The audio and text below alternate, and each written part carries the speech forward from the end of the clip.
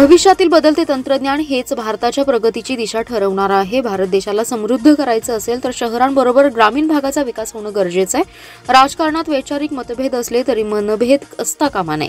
राजकारण हे निवडणुकीपुरतं असायला पाहिजे, त्यानंतर सर्वांनी मिळून काम करण्याची गरज असते, तरच पंतप्रधान नरेंद्र मोदींच्या मनातील आत्मनिर्भर भारत निर्माण होईल, असे प्रतिपादन केंद्रीय रस्ते वाहतूक आणि महामार्ग मंत्री नितीन गडकरी यांनी व्यक्त केले। गुणवत्ता प्रदान शिक्षण देणाऱ्या इस्लामपूरच्या RIT संस्थेमध्ये आंतरराष्ट्रीय दर्जाचे अभियंते तयार होतील असा विश्वासही त्यांनी व्यक्त केलाय। इस्लामपूर येथे Rajaram Bapu institute of technology येथे आंतरराष्ट्रीय वसतिगृह आणि जिम्नॅशियम इमारतीचे उद्घाटन केंद्रीय मंत्री नितीन गडकरी यांच्या हस्ते झाले। यावेळी बोलताना नितीन गडकरी म्हणाले, पेठ सांगली महामार्ग अनेक वर्षांपासून रखडला होता। या रस्त्यामुळे गेले 5 वर्ष मी खूप शिव्या खाल्ल्यात। या रस्त्याचं काम करण्याचा ठेका 46% कमी दराने घेतलाय। हे काम कसं होईल याबाबत जयंत पाटील यांच्यासह अनेकांच्या मनात साशंकता होती। रस्ता चांगला झाला पाहिजे अशी सूचना संबंधित ठेकेदाराला दिली होती। सध्या 80% काम पूर्ण झाले असं खुद्द जयंत पाटील यांनी काम चांगलं झाल्याचं सांगितल्याने मनापासून आनंद झाल्याची भावना नितीन गडकरी यांनी व्यक्त केली आहे। दरम्यान केंद्र सरकारच्या माध्यमातून पुणे बेंगलोर द्रुतगती महामार्ग करण्याचं काम सुरू आहे। सांगली सातारा जिल्ह्यातील दुष्काळी भागातून हा महामार्ग जाणार आहे, त्यामुळे दुष्काळी भागाला लवकरच चांगले दिवस येतील असा आशावाद नितीन गडकरी यांनी व्यक्त केला आहे। जे नाविन्यपूर्ण आणि भविष्याचा वेध घेणारे आहे त्याला गडकरी साहेबांचा पाठिंबा असतो। गडकरी साहेब राष्ट्रवादीत जाणार अशा बातम्या किमान तयार करू नका। कशाची बातमी कराल याच्यावर पत्रकारितेचा दर्जा ठरतो। पत्रकाराने एक चांगली बातमी तयार केली आणि देशभर त्याच्यावर लोक चिंतन करायला लागले, त्याच मनाला शल्य वाटते। 2 पक्षाची माणसं एकाच व्यासपीठावर चांगल्या उद्देशाने येऊ शकत नाहीत अशी धारणा झालेली आहे, त्याबद्दल न बोललेलं चांगलं। रतन टाटांपासून अनेक मान्यवरांनी या संस्थेला भेट दिली। विरोधी पक्षांचे नेते यापूर्वी येऊन गेलेत। ही संस्था आहे, येथे राजकारण करत नाही नसल्याचे सांगत राष्ट्रवादी शरद पवार पक्षाचे प्रदेशाध्यक्ष जयंत पाटील यांनी भाजप प्रवेशाच्या चर्चांना पूर्णविराम दिलाय। इस्लामपुरातील जाहीर व्यासपीठावरून त्यांनी आपली भावना बोलून दाखवली। दरम्यान पेठ सांगली रस्ता दर्जेदार झाला आहे। रस्त्याचं काम देर से लेकिन दुरुस्त झालंय। जिल्ह्यात असा कोणताच महामार्ग झाला नाही। टेंडरपेक्षा 46% कमीने रस्ता टेंडर आहे। महाराष्ट्र सरकारने केलेली कामे 20 ते 37% जादा दराने केली, त्यामुळे राज्य सरकारने गडकरी साहेबांचा आदर्श घेणं जास्त चांगलं आहे असा खोचक टोला आमदार जयंत पाटील यांनी लगावलाय। शाळा आणि कॉलेजच्या परिसरात 100 मीटरपर्यंत असणाऱ्या पानटपऱ्यांवर यापुढे कठोर कारवाई होणार आहे। ज्या पानटपऱ्यांमध्ये नशिले पदार्थ आढळतील त्यांच्यावर कडक कारवाईचे आदेश सांगलीचे पालकमंत्री चंद्रकांत दादा पाटील यांनी पोलीस दलाला दिलेत। दरम्यान अंमली पदार्थ विरोधी टास्क फोर्सने अंमली पदार्थ प्रतिबंधक उपाययोजनांची कडक अंमलबजावणी करावी, तपासणीमध्ये वाढ करून कायद्याचा धाक निर्माण करावा आणि कायद्याच्या चौकटीत राहून दोषींवर कठोर कारवाई करावी असे निर्देशही त्यांनी दिलेत। आज सांगलीत अंमली पदार्थ विरोधी टास्क फोर्स समितीची बैठक चंद्रकांत पाटील यांच्या उपस्थितीत संपन्न झाली आहे। या बैठकीत मागील आठवड्यात अंमली पदार्थांवर पोलिसांनी केलेल्या कारवाईचा आढावा चंद्रकांतदादा पाटील यांनी घेतला। यावेळी अनेक शाळा आणि महाविद्यालयांच्या आवारात 100 मीटरपर्यंत असणाऱ्या पानटपऱ्यांची तपासणी करण्याच्या सूचना पालकमंत्री यांनी दिल्या। अशा पानटपऱ्यांमध्ये नशिले पदार्थ आढळल्यास त्यांच्यावर कडक कारवाई करण्याचे आदेशही दिलेत।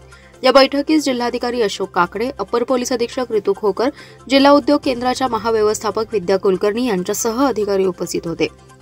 पालकमंत्री पाटील म्हणाले, अंमली पदार्थांच्या दुष्परिणामासंदर्भात सार्वजनिक ठिकाणी जनजागृती करावी, त्यासाठी अंमली पदार्थांचे दुष्परिणाम सांगणारी लघुचित्रफीत तयार करून याबाबत शाळा महाविद्यालयातील मुले युवकांना अंमली पदार्थांच्या दुष्परिणामाबाबत जनजागृती करण्यात येईल। कारवाई संदर्भात काही अडचण येत असेल तर संबंधित विभागास कायदा सुधारणा करण्याबाबत कळवावे।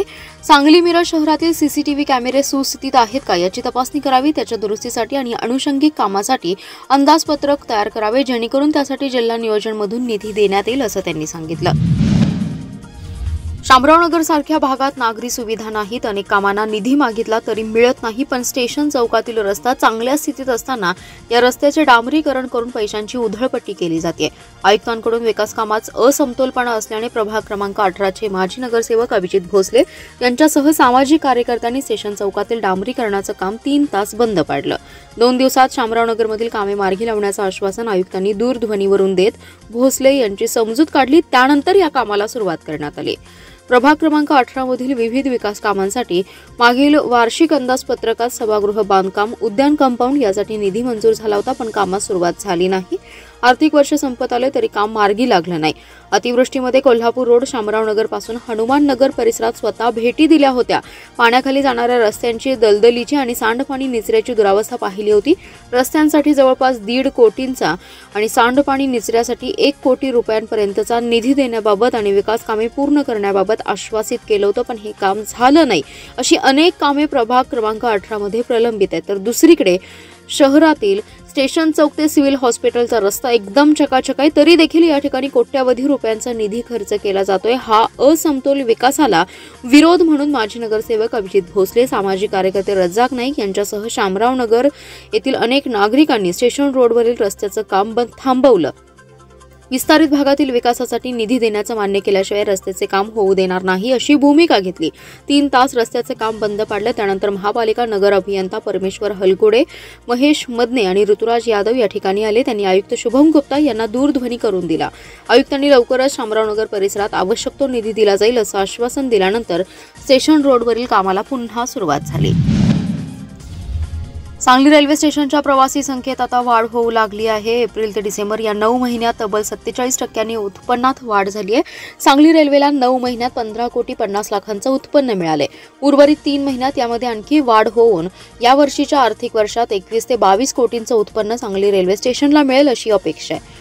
सांगली व कोल्हापूर जिल्ह्यामध्ये येणाऱ्या आणि जाणाऱ्या प्रवाशांनी सांगली रेल्वे स्टेशनला पसंती दिल्यामुळे सांगली रेल्वे स्टेशनवरून दरवर्षी 20 लाखांपेक्षा जास्त प्रवासी प्रवास करत आहेत. सांगली रेल्वे स्टेशनवरून रेल्वेने प्रवास करणं सोयीस्कर आहे. त्याचबरोबर वेळ वाचत असल्यामुळे इचलकरंजी आणि कोल्हापूरचे प्रवासी सांगली रेल्वे स्टेशनवरून रेल्वे गाड्यांमध्ये ये-जा करू लागले. त्यामुळे सांगली रेल्वे स्टेशनचं उत्पन्न वाढले. गेल्या 2023 ते 24 या आर्थिक वर्षात सांगली रेल्वे स्टेशनचं उत्पन्न 14 कोटी झालं होतं. मात्र यावर्षी 9 महिन्यातच हा टप्पा ओलांडून 15 कोटींच्या वर उत्पन्न गेले. यावर्षी पहिल्या 9 महिन्यांमध्ये सांगली रेल्वे स्टेशनचं उत्पन्न 15 कोटीपेक्षा जास्त झाले. सांगली जिल्हा नागरिक जागृती मंचच्या वतीने सांगली रेल्वे स्टेशन वाचवा अभियान तसेच उन्हाळी, दिवाळी, हिवाळी, होळी आणि कुंभमेळा विशेष रेल्वे गाड्यांना सांगली रेल्वे स्टेशनवर मिळालेला थांबा यामुळे उत्पन्न प्रचंड वाढले. सांगली जिल्हा नागरिक जागृती मंच निर्भवलेला जन अभियानामुळे इचलकरंजी, कोल्हापूर, विटा, तासगाव येथील असंख्य प्रवाशांना सांगली रेल्वे स्टेशनवरून सुटणाऱ्या रेल्वे गाड्यांमध्ये चढ उतार करणं सोयीस्कर वाटू लागले. त्यामुळे सांगली रेल्वे स्टेशनच्या उत्पन्नात देखील वाढ होत चालली आहे.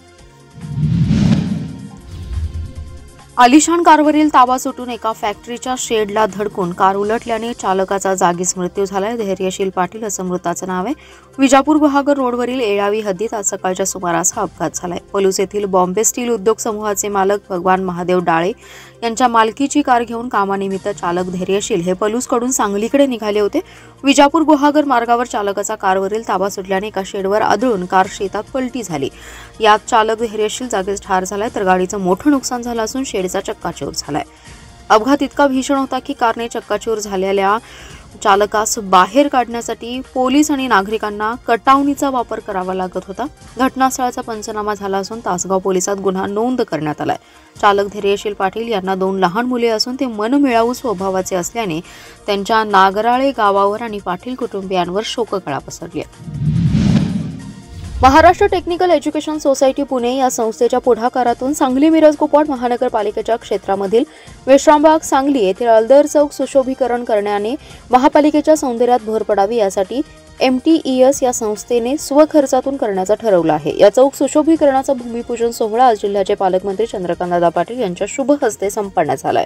या भूमिपूजन सोहळ्याचे अध्यक्षपद माजी आमदार पृथ्वीराज देशमुख यांनी भूषवले. या भूमिपूजन सोहळ्यास प्रमुख अतिथी म्हणून आमदार गोपीचंद पडळकर, जिल्हाधिकारी अशोक काकडे, आयुक्त शुभम गुप्ता, कार्यकारी अभियंता क्रांतिकुमार मिरजकर उपस्थित होते. या कार्यक्रमासाठी माजी आमदार दिनकर पाटील, नितीन शिंदे, जनसुराज्यचे समित कदम, पृथ्वीराज पवार, भाजपचे शहर जिल्हाध्यक्ष प्रकाश ढंग, पोलीस निरीक्षक Mukund Kulkarni, architect Sameer Gokhale, contractor SR Patil, संस्थेचे व्हाईस चेअरमन प्रसाद केळकर, संस्थेचे सेक्रेटरी सुरेंद्र चौगुले यांच्यासह संस्थेचे सर्व विश्वस्त, सभासद आणि कर्मचारी उपस्थित होते.